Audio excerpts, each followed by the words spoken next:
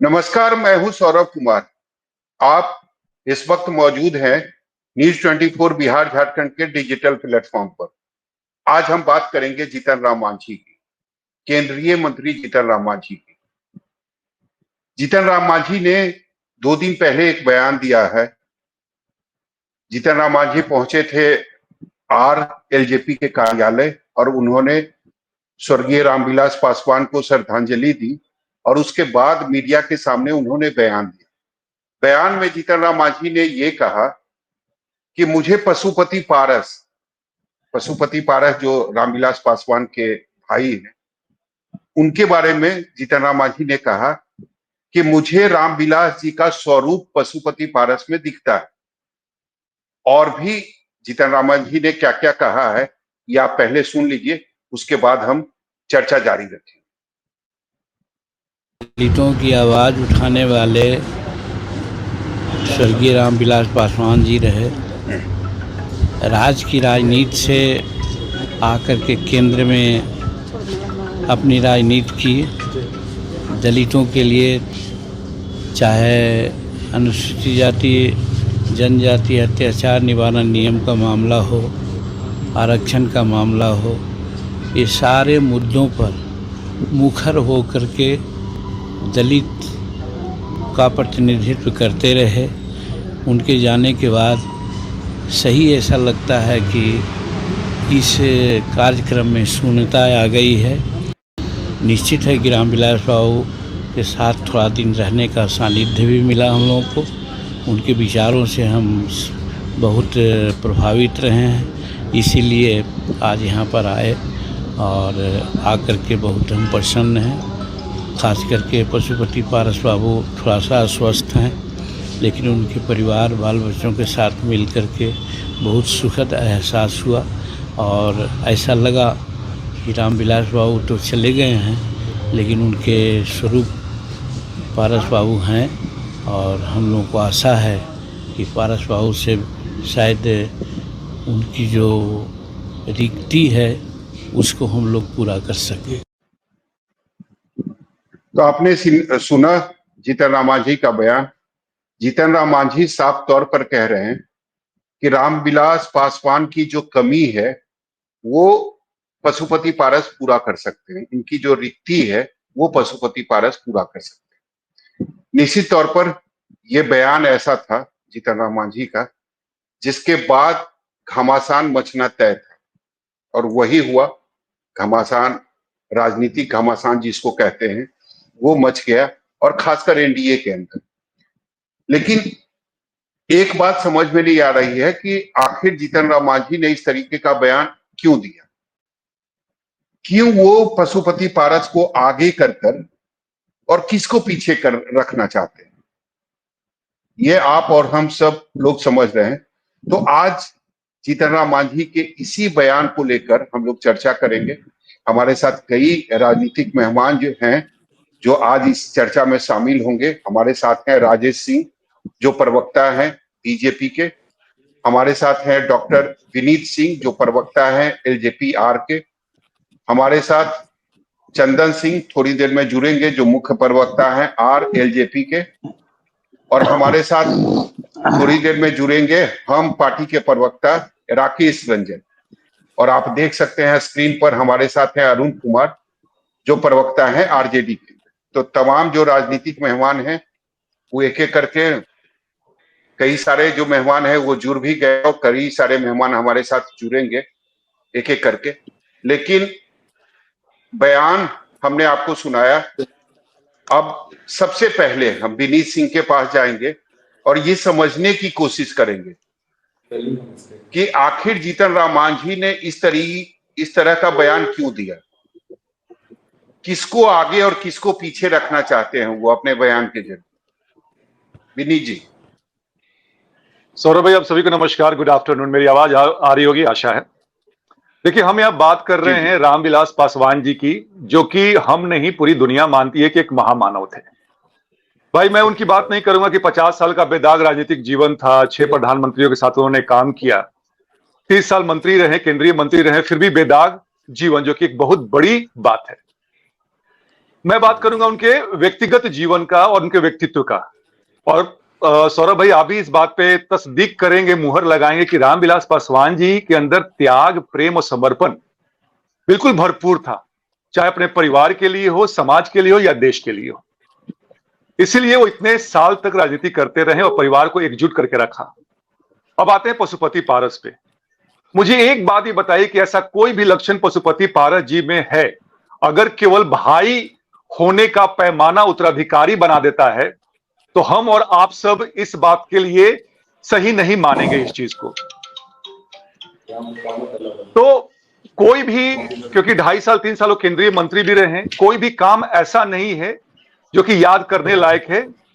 वनस्पत रामविलास पासवान जी के, जो कि पता नहीं मोबाइल फोन से लेके पता नहीं कई काम उन्होंने किया है अभी तक, जो 2028 तक माननीय प्रधानमंत्री जी ने खदान बांटने का काम किया है, सब उन्हीं की देन थी। तो रामविलास पासवान जी, एक और बात है कि जीते जी ही अपने जीवन काल में ही चिराग पासवान जी को अपना उत्तराधिकारी बनाया था। प्रधानमंत्री जी ने भी 2024 के लोकसभा चुनाव में कई रैलियों में इस बात पे मुहर भी लगाई। और सबसे महत्वपूर्ण बात है कि लोकतंत्र में जनता जनार्दन होती है। जनता ने हमें जनादेश दिया, 5 सीट पे लड़े हम लोग और 100% के स्ट्राइक रेट से 5 सीट जीते। तो जनाधार भी हमारे पास है।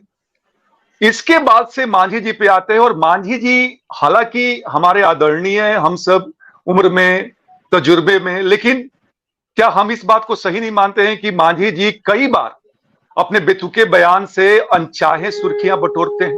और ये पहली बार नहीं है, ये कई बार इन्होंने काम किया है। तो क्या उनका वहां पे इस तरह का बयान देना, जो कि पार्टी की अंदरूनी बात है, जिसपे कई बार लोगों ने, जो कि स्टेक होल्डर है, मुहर लगा दिया है, औचित्यपूर्ण था?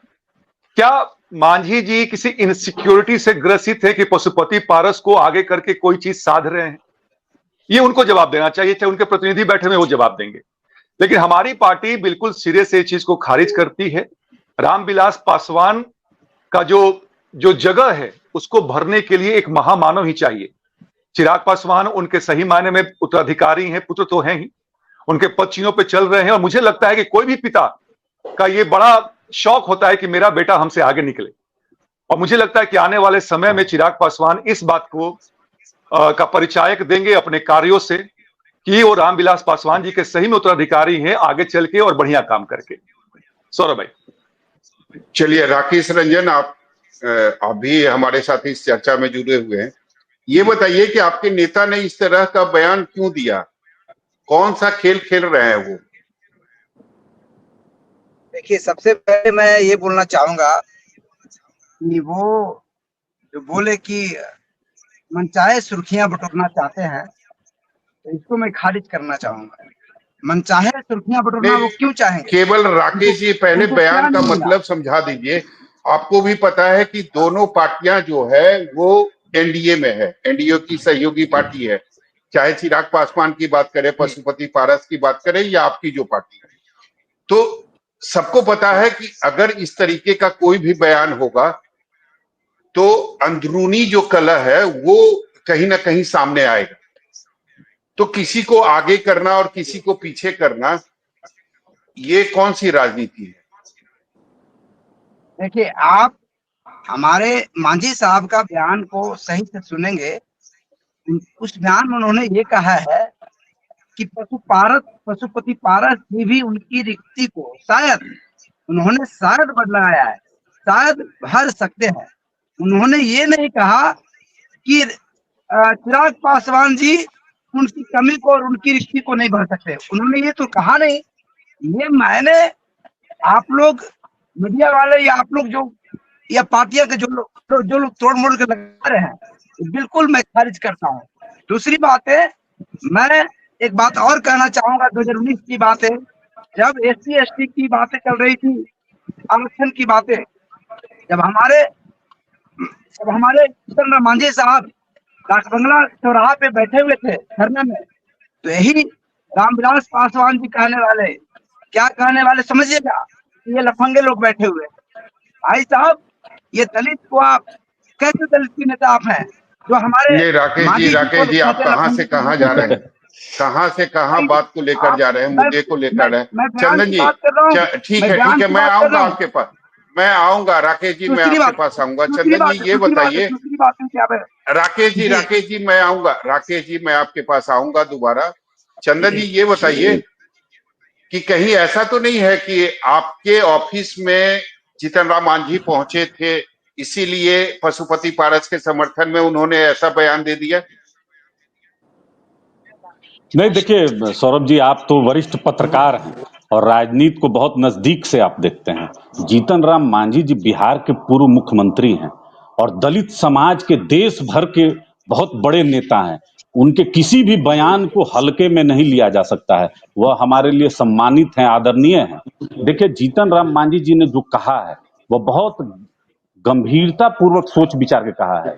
स्वर्गीय रामविलास पासवान जी बहुत बड़े नेता थे सौरभ जी, बहुत बड़े नेता थे। और बिहार उनका जो था वह गृह क्षेत्र था, गृह राज्य था। तो यहाँ हर समय हर चीज पर वह उपस्थित नहीं रह सकते थे। आदरणीय पशुपति कुमार पारस जी कार्यकर्ताओं के सुख दुख में, संगठन के कार्यों में और स्वर्गीय रामविलास पासवान जी के दिशा निर्देश पे अपना जीवन खपा दिया, जिसको कहा जाता है जवानी, जवानी खपा दिया। और आज अगर कोई जो स्वर्गीय रामविलास पासवान जी का पुत्र होने का दंभ भरता है कि मैं पुत्र हूं और मैं राजनीतिक वारिस हूं, तो देखिए राजनीति जो होता है और पार्टी जो होती है सौरभ जी, वह किसी की बपौती नहीं होती है, वह कार्यकर्ताओं की होती है। लेकिन और चंदन जी, जिस बिहार समय की जनता ने भी तो दिखा दिया ना, बिहार की जनता ने भी चुनाव में, लोकसभा चुनाव में दिखा दिया कि मैं वोट आ रहा हूं बैंक आपकी जो बात है पे। रामविलास पासवान का, जो वोट बैंक है या जो समर्थन है वो किसके साथ है, बिहार की जनता ने मैं भी आ तो रहा दिखा दिया है। तो अब सौरभ तो जी, मुझे लगता है ये लड़ाई खत्म होनी चाहिए, कि खत्म हो जानी सौरभ जी, चाहिए कि सौरभ जी उनके रामविलास पासवान विचार, का उत्तराधिकारी कौन है। सौरभ जी उनके विचारधारा को जब साधने का समय था, उस समय चिराग पासवान फिल्मी दुनिया में थे। जब वहां से फ्लॉप कर गए तो उनके पास कोई काम दूसरा नहीं बचा हुआ था। अगर पुत्र होने पर ही कोई अगर पिता का वारिस बनता है तो देखिए भारतीय संविधान में पुत्र और पुत्री में कोई अंतर नहीं है। स्वर्गीय रामविलास पासवान जी 2 शादी किए थे और मैं बड़ी जनता की पत्नी बात से कर 2 रहा हूं, और पुत्री थी। चंदन जी मैं जनता, मैं आ मैं रहा हूं, उसी बिहार बात की पे आ रहा हूं, जनता मैं की उसी बात बात कर रहा पर। आप अगर 2019 देख लीजिए तो आदरणीय प्रधानमंत्री जी के नेतृत्व में पशुपति कुमार पारस जी ने बहुत बेहतरीन प्रदर्शन किया था। उसमें चिराग पासवान जी भी सांसद थे। तो आज हूं। अगर 24 की चिराग बात करें ना पासवान को चंदन जी, 24 2024 की में बात करें, 19 2000 की। 2024 में अगर उनको सीट मिला तो चिराग पासवान जीते, हमको मिलता तो हम जीतते। लेकिन इससे कहां यह साबित होता है कि पशुपति कुमार पारस जी के पास वो कैपेसिटी नहीं है, हमको अवसर कहां मिला। हम तो माननीय ठीक है, प्रधानमंत्री जी को ठीक है, तीसरी बार स्थापित करने के लिए अपने आप को होम कर दिए। अब 2024 ठीक है, 2025 का बिहार विधानसभा का चुनाव है। हम तो कह रहे हैं कि हम चुनावी मैदान में जाएंगे और हमारी पहली प्राथमिकता है कि भारतीय जनता पार्टी के साथ हम चुनाव लड़ें। अगर हमको सम्मान नहीं मिला तो आप देखिए हमारा किस तरीके से जनता में हमारा समर्थन है। तो जो लोग यहां से ठीक है, भागकर फिल्मी दुनिया में चले गए थे, वो अपनी बहन को क्यों नहीं राजनीतिक उत्तराधिकारी बनाए। और सुन लीजिए एक बात, ठीक है, जब ठीक यहां है पर जी। चिराग पासवान जी के 3 बहनोई हैं, आज अरुण भारती जी को अगर दिया गया है जमुई, तो क्या उनका पार्टी में योगदान था। मैं भी उस पार्टी में ठीक रहा है, हूं। वो अलग विषय टिकट है मिलने चंदन से जी। पहले किस अरुण पद जी, पर थे। अरुण जी, लेकिन वहीं अरुण देखिए जी मृणाल आपके पास पासवान, आते हैं। प्रिंस राज पासवान, जी, साधु ठीक पासवान, है, ठीक तो है, हकमारी ठीक करने है वाले चंदन लोग जी, आज चंदन अपने जी, को उत्तराधिकारी चंदन अगर जी बोल ये, रहे हैं तो बहुत हंसी आती है। ठीक है, ठीक है अरुण जी, चल क्या रहा है एनडीए में? देखिए ये जो सौरभ जी, बयान है, ये तो इसका मतलब क्या है, क्या समझ में आ रहा है आपको? जीतन राम मांझी बिल्कुल ने मैं ऐसा बयान क्यों दिया? बिल्कुल आप भी समझते हैं, पूरा बिहार और देश की राजनीति में जो राजनीति पर पैनी निगाह रखते हैं वो भी समझते हैं इस बयान के मायने। लेकिन मैं सबसे पहले अभी चंदन जी को सुन रहा था और बगैर लॉ लपेट का अब जिस तरह का ये डिबेट है, और सही मैं चंदन जी के बातों से एग्री करता हूँ। ये पब्लिक डोमेन में है, जो सारी बातें हैं उसमें कहीं कहीं किसी तरह का उन्होंने राजनीतिक रूप से बातें नहीं रखी, हूबहू। इसमें कहीं संदेह नहीं कि रामविलास पासवान जी बड़े लीडर थे। वो लगातार सामाजिक न्याय, सांप्रदायिक सद्भाव के लिए अब संघर्षरत रहे, अब बहुत अच्छे काम भी किए। लेकिन पशुपति पारस जी की जो भूमिका थी उसको कोई नजरअंदाज नहीं कर सकता है। आप भी समझते हैं सौरभ जी, आप भी पुराने पत्रकार हैं, बिहार की राजनीति में और जितना संगठनात्मक काम था और जो भी कार्यकर्ताओं से जितनी सारी बातें चंदन जी ने कहा 100% सही है, उसमें कहीं कोई थी नहीं है। और अब सारे लोग जानते हैं, अब आज कोई कह ले कि चिराग पासवान ने बाघ मार दिया, शेर मार दिया, ये वो अलग है, राजनीति है।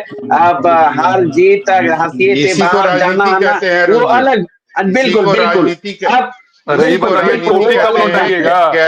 बिल्कुल कैसे आप देखिए जो है वो जीतन राम मांझी के बयान का समर्थन कर रहे हैं। चलिए हम समझ गए, देखिए हम आएंगे नहीं दोबारा नहीं दोबारा आएंगे। मैं अरुण जी आप आपके ये पास बातें आएंगे कहने दोबारा। दीजिए सौरभ भाई, जी ये जी मन बोलिए। की बातें हाँ। हमको ये जो यही जिस सवाल पे आप डिबेट रखे हैं वही बात को नहीं रखने दिए। ये तो मतलब एक भावना था रामविलास पासवान जी और पारस जी की क्या भूमिका रही उस पर हमने प्रकाश डाला। देखिए आप भी समझते हैं भारतीय जनता पार्टी हमेशा एनडीए में संतुलन बनाने के लिए अरे ये तरह टोपी या तरह गमला के कब वापस कीजिएगा ये अरे बताइए पहले। अरे चोटी गमछू पे ये बेचैन छोड़िए, होइए कुर्सी ना, उर्सी क्यों लेके चले गए हो गया हैं, हो गया तो हो कब गया वापस हो कीजिएगा? गया। अरे एक राम मिनट, नाम एक हो मिनट। जपना, गया। राजन राजन राजेश अब जपना, राजेश जी सरकारी एक मिनट, माला कैसे अपना। शांत हो जाइए। मुख अरुण जी मुख अरुण जी वाला बात शांत हो करने जाइए। लगे। अरुण जी कैसे दोबारा आपके पास आएंगे। ये अरुण जी दोबारा विनीत जी आपके किस पास, तरह की बात कर अरुण रहे जी हैं? आएंगे आप दोबारा। भी अरुण अरेसर जी संघ दोबारा, के साथ अरुण जी जाने के बाद इसी तरह की बात करने अरुण जी लगे। मैंने तो अरुण जी चुनौती दोबारा आपके दिया। पास आएंगे। नहीं नहीं अरुण जी ये चोटी और अरुण ये जी इस तरह की जो है अरुण कि जी हनुमान अरुण जी के जो अरुण है जी कि आएंगे सब दोबारा सेना आपके करने पास। लगे भाई। अरुण समझ जी हम गए लोग समझ मुद्दे पर गए। रहे। रामविलास जी के सपनों को निजी सिद्धांत को तिलांजलि दे दिए। अरुण अब जी शांत देखें हो जाइए। नहीं राजेश शांत जी ही है, आपसे हम मेरा तो ये शांत ही सवाल हैं। है। राजेश जी आपसे मेरा ये सवाल है कि जीतन राम मांझी ने जो बयान दिया है, समर्थन करेगी बीजेपी उस बयान का? नहीं, कहीं से समर्थन नहीं करेगी, क्योंकि जीतन राम मांझी का ही व्यक्तिगत बयान है। कोई भारतीय जनता पार्टी इस तरह का बयान न देती है। भारतीय जनता पार्टी से चिराग पासवान जी का गठबंधन है। और आप देखे होंगे सौरभ जी, आप गठबंधन पशुपति पारस के साथ है या नहीं है, ये भी साफ कर दीजिए। एकदम है, पशुपति पारस जी हमारे गठबंधन के साथी हैं। और पहले सौरभ जी एक बात को गौर करिए, ध्यान से सुनने का चीज है। मतलब गठबंधन के साथी दोनों है ना, चिराग पासवान और पशुपति पारस? जी जी, लेकिन ये जो बयान दिए हैं जीतन राम मांझी, उस बयान से भारतीय जनता पार्टी को किसी प्रकार के लेना देना नहीं है। हमारा एक गठबंधन का मजबूत साथी चिराग पासवान जी हैं। और आप देखे होंगे कि जीतन राम मांझी का बहुत बार ऐसा बयान आ जाता है जो एक वो अपनी भावना में बह के, कभी आप देखते होंगे कि शराब पर बयान दे देते हैं। तो क्या नीतीश जी के वो विजन को से सहमत नहीं तो है? राजेश जी ये बताइए, ऐसे अगर बयानबाजी होगी एनडीए के अंदर तो नुकसान किसका होगा? देखिए आप ये बात के लेके तो आपको जीतन राम मांझी जी से ही पूछना होगा कि आपने इस तरह नहीं, आपको नहीं लगता है, आपको नहीं लगता है कि ऐसे बयान से गठबंधन को नुकसान होगा? देखिए, नुकसान और लाभ की बात तो बाद में होगी, लेकिन इस तरह का बयान, जहां दो परिवार की बात है, उस तरह का बयान एक पूर्व मुख्यमंत्री जी को और एक लीडर को नहीं देना चाहिए। राकेश जी जी देखिए, हम बोलना चाहेंगे, स्पष्ट तौर पर आपने बीजेपी की सुनी, आपने बीजेपी के प्रवक्ता हमारे साथ थे और कह रहे थे कि इस तरह का बयान नहीं देना चाहिए जीतन राम मांझी, और कहीं से भी बीजेपी जो है इस बयान का समर्थन नहीं करती, कहीं से नहीं कर रही थी। उस बयान में सौरभ जी देखेंगे, उस बयान में आप देखेंगे उन्होंने यही बोला है, उन्होंने आगे भी बोला है कि परिवार में एकजुटता होना चाहिए, परिवार के अंदर जो भी उन्होंने चिराग पासवान का नाम भी नहीं लिया। आप परिवार कौन है, उनका परिवार कौन है? पशुपति पारस जी का परिवार नाम ले लेते चिराग पासवान का। वो तो अंडरस्टूड है ना, वो तो अंडरस्टूड है। उन्होंने ये भी कहा कि परिवार में एकजुटता होना चाहिए, और अगर किसी तरह का कंसेंट है तो वो बाहर में मैसेज नहीं जाना चाहिए। इससे क्या होगा कि समाज की बदनामी होगी, और जो समाज के लिए जो काम करने के लिए चले हैं उसमें बाधा आएगी। दूसरी बात है, लेकिन मैं आपको एक नहीं चीज और लगता है कि करना जो चाहूंगा। परिवार के अंदर की बात है उसमें बाहर के लोगों को बयानबाजी नहीं करनी चाहिए? अरे भाई, तो क्या आप घर के जो बुजुर्ग होते हैं, घर के जो मुखिया होते हैं, उसी की बात तो चलना चाहिए। आप आप घर के मुखिया का सम्मान नहीं करेंगे, आप उनके मृत्यु शैया पर बैठ करके काम करेंगे। आप देखिए, आप और बोलना चाहेंगे कि अखिलेश जी किसके बारे में बोल रहे हैं मुलायम सिंह यादव को राकेश जी? हाशिए पर किसके रखा, बारे में क्या बोल रहे हाल हैं? हुआ? किसके मैं बारे में बोल रहे हैं कि बुजुर्गों का सम्मान नहीं करेंगे, मृत्यु शैया पर आप क्या मैं किसके कहना बारे में आप कर चाहूंगा रहे हैं? कि इशारा किसके तरफ? पशुपति पारस जी जो है, रामविलास पासवान जी के भाई हुए और उन्होंने बहुत सारा काम किया, उतना दिन उनके साथ रहे। अगर घर का मुखिया कोई तो बोला आगे अगर कोई भी बात बोले हमारे साथ, तो घर के मुखिया कोई भी बोलेगा ना, घर के मुखिया को ये जो भी रिक्तियां उसको भरना चाहिए। उन्होंने ये नहीं कहा कि इनको नहीं भरना चाहिए, उन्होंने ये तो नहीं कहा कि चिराग पासवान को नहीं भरना चाहिए। दूसरी बात है कि जो घर का मुखिया को जो सम्मान नहीं करेगा, वो हाशिए पे रहेगा। आज देखिए, हेमंत सोरेन ने अपने पिताजी को सम्मान नहीं किया, हाशिए पे है। आप देखिए, तो अखिलेश यादव ने मुलायम सिंह यादव को सम्मान नहीं किया, चिराग हाशिए पे पासवान है। के बारे में आप कह रहे हैं देखिए, राकेश जी आप? आप देखिए आप देखिए बिहार में तेजस्वी यादव जी ने लालू जी का सम्मान नहीं किया, हाशिए पे है। तो कहने का मतलब हुआ गजब जो बात, सम्मान कैसी नहीं बात किया, करते हाशिए हैं, पे रहेगा ही। कैसी बात चलिए करते चलिए, हैं, ये ठीक है ठीक बेतुकी है बातें। ठीक है। चंदन जी हाँ, हेलो।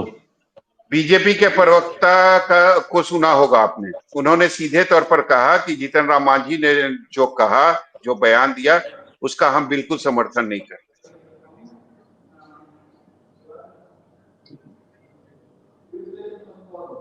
सौरभ जी, असली बातों पर आप पर्दा क्यों डाल रहे हैं? आप जानते हैं।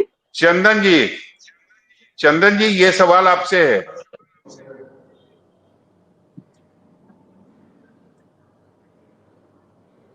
चलिए चंदन जी, सौरभ भाई, मैं 30 सेकंड में आऊं क्या? बोला जाए जी सर? जी बिल्कुल। सौरभ चंदन जी जी, आपको आवाज मिल रही है मेरी? चंदन जी आपको आवाज मिल रही है मेरी? सौरभ जी, एक बात और जो हेलो। बोलना चाहते हैं, एक बात और। विनीत जी हाँ हाँ, आपके पास आवाज आ रही है, आवाज आ रही है। विनीत, थोड़ा सा नेटवर्क हाँ डिस्टर्ब चंदन है, जी, आवाज आ रही है। पूछा जाए प्रश्न। चंदन जी मैं ये कह रहा हूं कि बीजेपी ने भी साफ कर दिया है कि जीतन राम मांझी का जो बयान है वो हम उसका समर्थन नहीं करते।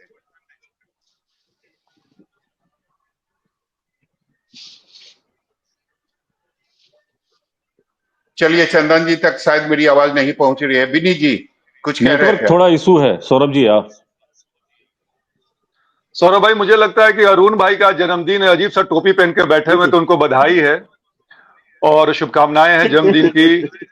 अरे मुद्दे की बात करिए ना भाई। सुनिए तो, आ रहे हैं अरुण भाई ना, आप मेरे भाई हैं, आप ना हमेशा हल्कान हो जाते हैं। अरे आप भी, आप दुश्मन नहीं हैं, आप भी हमारे भाई हैं। सुनिए ना, मंथरा बनने का आप काम मत कीजिए, उससे आपका मैं कुछ क्यों होगा बनूं? नहीं। विनीत जी अरे हम कहाँ मुद्दे पर हम लोग मुद्दे सौरभ भाई पर आ रहे हैं, सौरभ भाई आ रहे हैं। एक बात बताइए, पशुपति पारस जी को मौका तो मिला था ना, जब रामविलास पासवान जी का निधन हो गया था तो परिवार और पार्टी को आगे बढ़ाने के लिए मौका मिला था, तो उन्होंने किया क्या? अपने स्वार्थ के लिए पार्टी और परिवार को तोड़ा, अपने मंत्री बने और इसके बाद से हर किसी को छोड़ दिया। जहां तक बात आपने कहा है कि एनडीए के बहुत हम लोग मजबूत घटक दल हैं, चाहे मांझी जी की पार्टी हो चाहे हमारी पार्टी हो, और इस घटक दलों के साथ सद्भावना का और प्रेम का और पारस्परिक आस्था का भी साथ होना चाहिए। अगर मांझी जी बार बार ऐसी गलतियां करते रहेंगे तो मुझे लगता है कि एनडीए का जो, हालांकि जो ताना बाना है बहुत मजबूत है, लेकिन कहीं ना कहीं से कमजोर करने की कोशिश हो रही है। अब मुझे नहीं मालूम है कि मांझी जी के पीछे कौन है, लेकिन मांझी जी को इससे बचना जरूर चाहिए। सौरभ भाई। चंदन जी आवाज मिल रही है मेरी?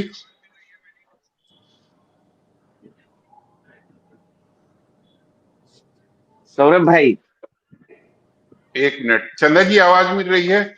मेरी आवाज आ रही है सौरभ जी? जी जी आपकी आवाज आ रही है। चलिए, कुछ तकनीकी लगता है कुछ खामियां है, चंदन जी की आवाज नहीं मिल रही। अरुण जी कुछ कह रहे थे, आप अपनी बात पूरी की। अभी विनीत जी के शब्दों में बहुत अच्छा एक बात निकल के आया। इन्होंने कहा मांझी जी के पीछे कौन है, शायद वो जो रियल बात था वो नहीं बोल सके। कोई नहीं है भारतीय जनता पार्टी में। आप बता दीजिए और कौन कब है। से है मैं बता रहा हूँ, भारतीय जनता पार्टी लेकिन है। बीजेपी और तो कह कब रही से है ना कि हम बयान का हाँ सुनिए, समर्थन नहीं करते। मैं बता रहा हूँ। अब यहाँ अब आप भी सौरभ भाई समझते हैं कब से इस तरह का खेला चालू हुआ है।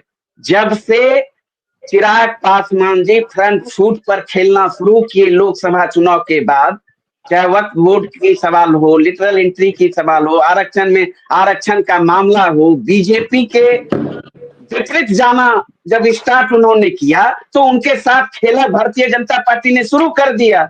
आपने देखा अमित शाह जी ने पारस जी को बुलाया और चिराग पासवान जी के 3 एमपी उनके संपर्क में चले गए, तरह तरह की बातें पब्लिक डोमेन में आने लगी। तो मांझी जी ने जो कहा है भारतीय जनता पार्टी के इशारे पे कहा है, ये तो स्पष्ट है, ये समझने वाली बात है। रियल बात तो आप लोग बोलते ही नहीं। अब मैं ठीक ही चलिए। विनीत जी ने कहा, इसके पीछे कौन है ये विनीत जी भी समझते हैं, चिराग पासवान जी भी समझते हैं। ठीक है और अरुण जी भारतीय जनता जवाब ले पार्टी लेते। का अरुण जी भारतीय जनता जवाब ले एक लेते। मिनट सौरभ अरुण जी भाई भारतीय एक मिनट सौरभ भाई, भारतीय जनता पार्टी का तो चार चरित्र चेहरा इतिहास गवाह है कैसा रहा, यूज एंड थ्रो ठीक है की किसने नहीं जाना, अरुण जी कौन नहीं जवाब ले जानता है। लेते हैं। अरुण ले जी लीजिए ना। जवाब ले लेते हैं। राजेश जी जवाब दीजिए। अरुण जी से वो ये निवेदन पूरा है कि षड्यंत्र जो है उसके पीछे बीजेपी है। अगर जीतन राम मांझी ऐसा बयान दे रहे हैं तो पीछे उनके बीजेपी खड़ी है। अरुण जी के कहिएगा चुप रहने के लिए, जब वो बोलते हैं तो हम लोग उनकी बात को सुनते हैं। हमारा भारतीय जनता पार्टी के चाल चरित्र में चारा छोड़ा जमीन छोड़ा जमीन की अरे बात धंधा देके धंधा देकर चंदा लेकर धंधा देना और कफन चोर सृजन घोटाला, क्या क्या कफन चोर कफन भी चुराने वाले आप लोग हैं। भूल गए चंदा देकर धंधा देने वाले लोग हैं। सौरभ जी आवाज आ रही है क्या? भ्रष्टाचार पे भ्रष्टाचार पे जो आरोप लगा है ना उसका भ्रष्टाचार जवाब पर भी दीजिए। चरित्र है। चारा कफन घोटाला पर चोर हम लोग कहीं चर्चा का। नहीं कर रहे हैं। अभी क्या है सौरभ जी, जब चारा पर होगी तो कफन चोर पर भी होगी, चंदा लेकर धंधा देने वाले पर भी चर्चा होगी। अब चुप ठीक नहीं है अरुण जी रहेंगे सुन तो लीजिए। जवाब अरुण कैसे जी देंगे? देख नहीं सौरभ जी, आप जवाब दीजिए ना। जो आरोप लगा है सीधे तौर पर उसका जवाब दीजिए। सौरभ जी, पारस जी हमारे पार्टी के इसके पूर्व केंद्र में मंत्री थे और गृह मंत्री जी से समय मांगे मिलने के लिए हमारे पार्टी के सहयोगी है। इस नाते कैसे ना वो हमारे गृह मंत्री जी उनसे मिलेंगे। अब इसको भी लोग अपना चश्मा से देखने लगे। एक आम लोगों से, एक पार्टी के आम कार्यकर्ता से हमारे गृह मंत्री बनते हैं, केंद्र में मंत्री रहे हैं, पुराने लीडर। मतलब राजेश जी ये तो बात है ना कि बीजेपी एक चेक एंड बैलेंस बनाना चाहती है। नहीं ऐसा मतलब एक को आगे करके एक को पीछे करके एक कंट्रोल पावर जो है वो खुद के पास रखना चाहती है। नहीं कभी पशुपति पारस को आगे करना है, कभी चिराग पासवान को आगे करना है। ऐसा किया भी है दोनों को, किया भी है सौरभ जी, बता दीजिए इनको सौरभ जी। ऐसा यदि प्रखर प्रवक्ता को। एक ही गठबंधन में पारस जी मंत्री थे या चिराग जी हमारे पार्टी के गठबंधन में एमपी थे, और अभी पारस जी एमपी नहीं होते हुए भी हमारे पार्टी के सहयोगी हैं और चिराग जी केंद्र में मिनिस्टर हैं। तो इसलिए भारतीय जनता पार्टी कहीं भी इस तरह का अपने सहयोगी के साथ इस तरह का व्यवहार नहीं करता। आप देखे होंगे कि नीतीश जी के रिजल्ट आने के इतिहास तो है, इतिहास तो है, इतिहास तो है इस तरह का व्यवहार करने का। बोलने दीजिए अरे सौरभ भाई इनको चुप कराइए नहीं, हमेशा बीच में घुस क्यों जाते हैं? बीच में सही बोल रहे हैं। अरे 1 to 1 है अरुण भाई, सुनिए तो बोलने का मौका दीजिए। 1 to 1 बुला लीजिए ना। अरुण जी बीच में मत बोलिए। अच्छा अरुण जी की थोड़ा सा सीनियर होते जा रहे हैं। अरुण जी तनी आप गंभीर हो जाइए, पार्टी वाला। ठीक है चंदन जी आवाज मिल रही है आपको? चंदन जी नहीं आएंगे ना सर। एक चीज मैं बता देता आवाज आ रही है आपकी? सौरभ जी जी राजेश जी आपके पास आएंगे, दोबारा आएंगे। चंदन जी ये बताइए, जीतन राम मांझी ने जो बयान दिया उसका समर्थन तो बीजेपी भी नहीं कर रही है।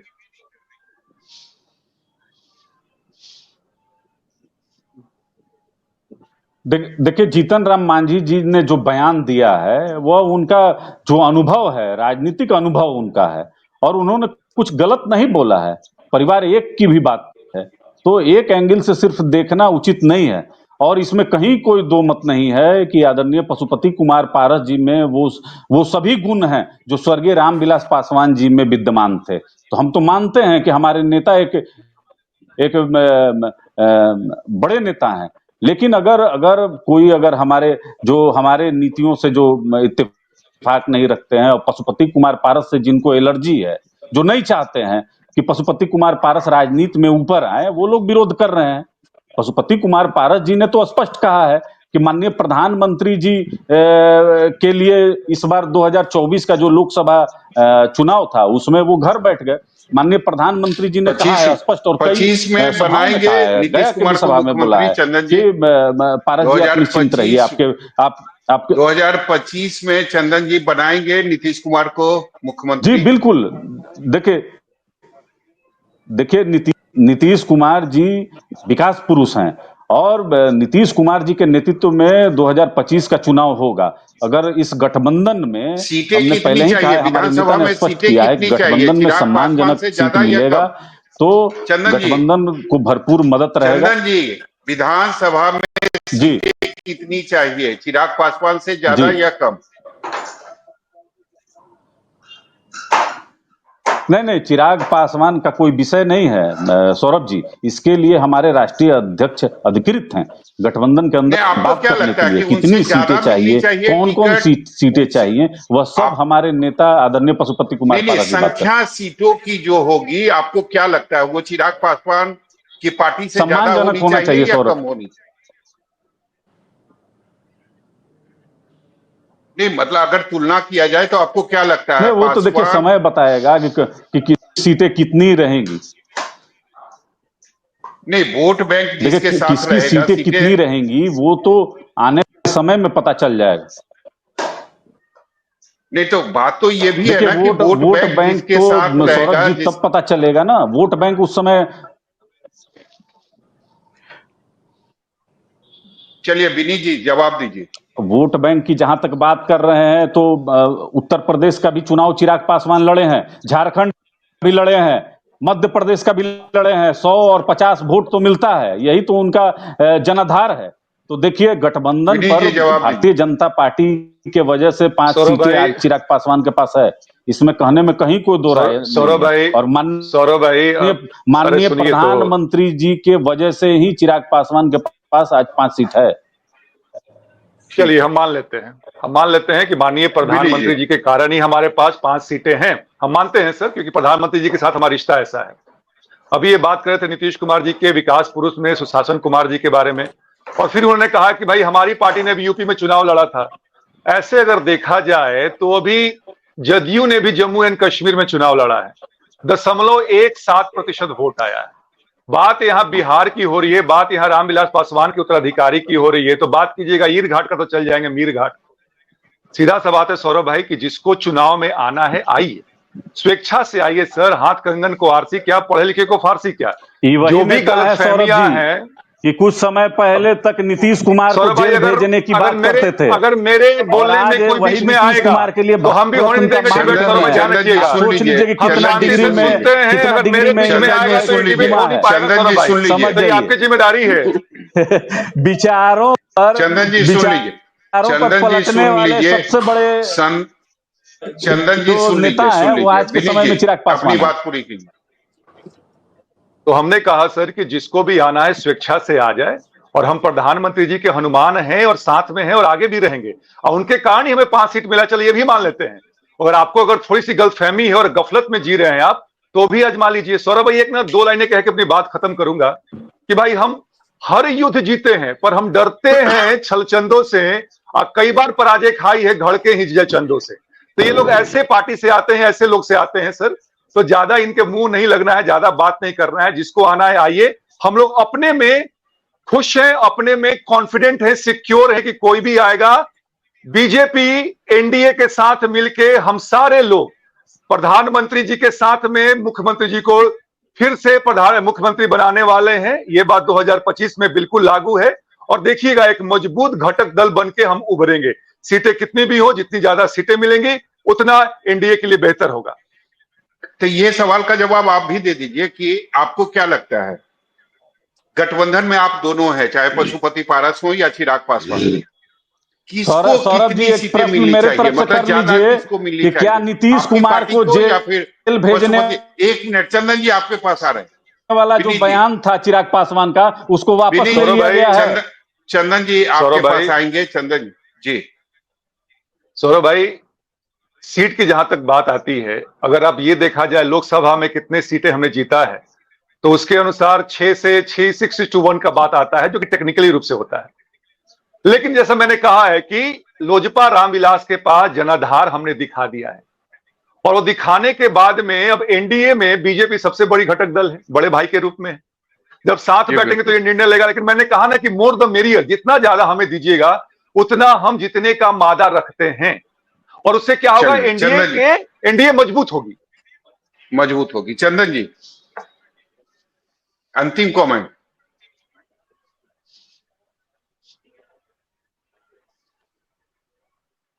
चलिए राजेश, चंदन जी आवाज मिल रही है आपको?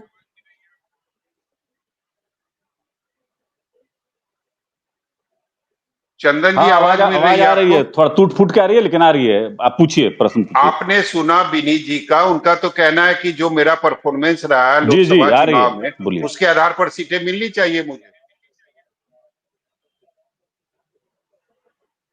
लेकिन आपके पास तो कोई आधार ही नहीं है। सौरभ जी, अभी तो आप आदरणीय उपेंद्र कुशवाहा जी का बयान आपने सुना होगा।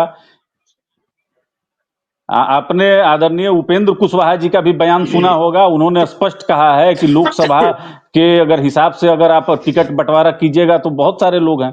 आदरणीय जीतन राम मांझी जी हैं, उपेंद्र कुशवाहा हैं, पशुपति कुमार पारस हैं, तो ये कोई मापदंड नहीं है। मैंने पहले भी कहा कि माननीय प्रधानमंत्री जी के वजह से चिराग पासवान जी को 5 सीट मिल गया। नहीं तो चिराग पासवान जी तो बिहार में 136 सीट पे चुनाव लड़े थे पूर्व में। क्या हश्र हुआ था? तो चलिए हश्र बहुतों का अगर भारतीय जनता पार्टी से अलग हो जाए तो पता चल जाएगा। गठबंधन के चलिए नेता जब राजेश जी, बैठेंगे तो उस समय स्पष्ट हो जाएगा किसको कितनी सीटें मिल रही हैं। राजेश जी, बीजेपी के लिए काफी मुश्किल होने वाला है इस बार सीटों का बंटवारा।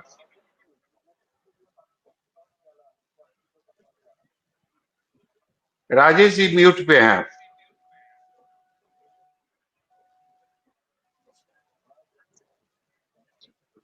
अनम्यूट कर लीजिए। राजेश जी म्यूट पे हैं आप। कह रहे थे सौरभ जी कि हम लोग सब साथी मिलके बंटवारा कर लेंगे। 243 सीट है, हम 4-5 लेकिन लोग हैं, आराम से। खींचतान तो अभी से शुरू हो गई ना राजेश जी।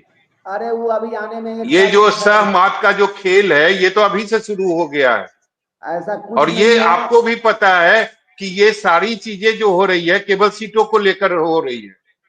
कहीं कुछ नहीं होगी। और भारतीय जनता पार्टी नीतीश कुमार और चिराग पासवान जी का गठबंधन जो है, सो इस बार 243 में 200 सीट जीतेगी।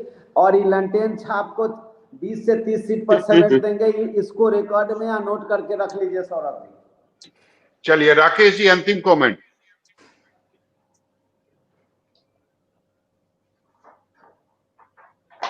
राकेश रंजन म्यूट पे हैं आप, अनम्यूट कर लीजिए अपने आप को।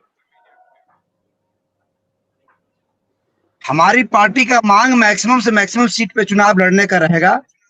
और हमारी पार्टी मैक्सिमम मतलब इसके लिए प्रतिबद्ध है। 243 में कितनी सीटें हैं?